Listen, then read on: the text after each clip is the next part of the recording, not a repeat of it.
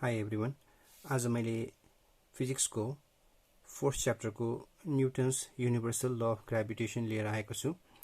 यो एउटा एकदमै इम्पोर्टेन्ट पार्ट हो from the SEE point of view. स्टेटमेन्टमा जाउँ। Everybody in this universe attracts another body with a force which is directly proportional to the product of their masses and inversely proportional to the square of the distance between their centers. यो संसारमा भएको कुनै पनि अब्जेक्टले अर्को अब्जेक्टलाई एउटा फोर्सले तान्छ which is directly proportional to the product of their masses। भनेको मतलब मासेसहरू जति ठुलो भयो तिनीहरूको प्रोडक्टसँग त्यो फोर्स डाइरेक्टली प्रोपोर्सनल छ। मासेस बढ्यो भने फोर्स पनि बढ्छ, मासेस घट्यो भने फोर्स पनि घट्छ। त्यसरी नै त्यो फोर्स चाहिँ inversely proportional to the square of the distance between the centres.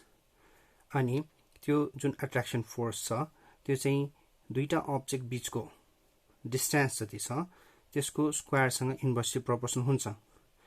भनेको डिस्टेन्स घट्यो भने फोर्स बढ्छ, डिस्टेन्स बढ्यो भने फोर्स घट्छ। अब म एउटा इक्जाम्पलको रूपमा भाइ बहिनीहरूलाई एउटा अब्जेक्ट लिएर देखाउँछु। जस्तो कि यहाँ एउटा विक्स छ, यहाँ चाहिँ एउटा आइपडको बट्टा छ है। भनेपछि यो दुईटा बीचको फोर्स जति हुन्छ नि यिनीहरूको मास बढी भएकोले यिनीहरू बीचको फोर्स पनि बढी हुन्छ। र यसको सट्टामा अब म यो आइपडको बट्टा सट्टा सपोज यो पेनको बिर्को यता राखेँ अरे, डिस्टेन्स त त्यही छ तर के भयो त यसमा मासेसहरूको प्रोडक्ट कम हुने भएकोले गर्दा यो केसमा चाहिँ फोर्स कम हुन्छ, अघिल्लो केसमा चाहिँ फोर्स बढी हुन्छ। त्यसरी नै अब यही दुईटा अब्जेक्टै लिउँ। अहिले यिनीहरू बीचमा जति फोर्स हुन्छ नि डिस्टेन्स कम हुँदाखेरि फोर्स बढी हुन्छ। सपोज यो पेनको बिर्को मैले अब अलि पर लगेँ अरे, पेनको बिर्को मैले पर लगेँ भने चाहिँ डिस्टेन्स बढ्यो यिनीहरू बीचको, पछि डिस्टेन्स बढ्यो भने फोर्स घट्छ है। यसलाई नै अब यो डायग्राम र डेरिभेसनको रूपमा अब हामी जाउँ।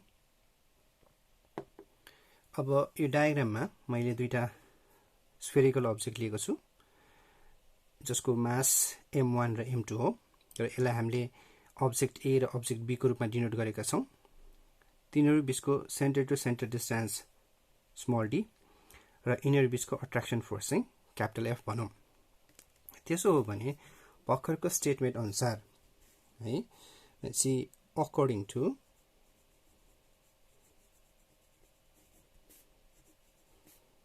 Newton's universal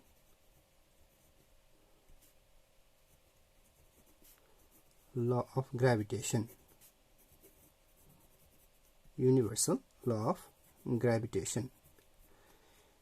अब हामीले यो स्टेटमेन्ट अनुसार के भन्न सक्छौँ भन्दा यो दुईटा बीचको जुन अट्र्याक्सन फोर्स छ नि त्यो चाहिँ directly proportional to product of the masses. भनेपछि m1 इन्टु m2 हामी भन्न सक्छौँ है। स्टेटमेन्ट अनुसार त्यो फोर्स चाहिँ के छ त directly proportional to the product of their masses.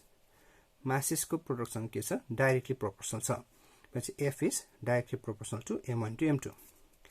त्यसरी नै हामीले के पनि भन्न पाउँछौँ त it is inversely proportional, it is inversely proportional to the square of the distance between the centers। भनेपछि यो फोर्स जुन छ is inversely proportional to the square of the distance between the centers। भनेपछि f is proportional to 1/d² लेख्न पायो। अब हामीले यो दुईटा रिलेसनलाई कम्बाइन गर्नु पर्दा के हुन्छ अब हेरौँ। भनेपछि combining relation 1 and 2। यो दुईटालाई कम्बाइन गर्यो भने लेफ्ट ह्यान्ड साइडमा फोर्स भएकोले एकचोटि लेखे पुग्छ। यसलाई 2f अथवा f² भन्नु पर्दैन अनि प्रोपोर्सनल साइन हाल्ने है। राइट ह्यान्ड साइडको चिजहरू चाहिँ हामी मल्टिप्लाई गर्छौँ, यानि कि यो m1 m2/d² हुन्छ। m1 m2 by d square हुन जान्छ। अब यति गरिसकेपछि और यो प्रोपोर्सनल साइन हटाउनलाई चाहिँ अब हामीले के गर्नु पर्यो त भाइ बहिनीहरु भन्दा इक्वल टु राख्न सक्छौं र प्रोपोर्सनललाई इक्वल टुमा चेन्ज गर्नलाई चाहिँ हामी प्रोपोर्सनालिटी कन्स्ट्यान्ट हाल्छौं capital G G m1 m2 upon d square। यसमा क्यापिटल G भनेको where capital G is equal to Newton's universal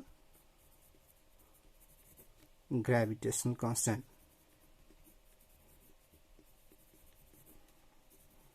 constant भन्छौं है, जसको भ्यालु चाहिँ हाम्रो 6.67 into 10 to the power minus 11 newton metre square per KG square हुन जान्छ। भनेपछि यसलाई नै अब हाइलाइट गर्नु पर्दा हामीले यसलाई बक्समा राखौं।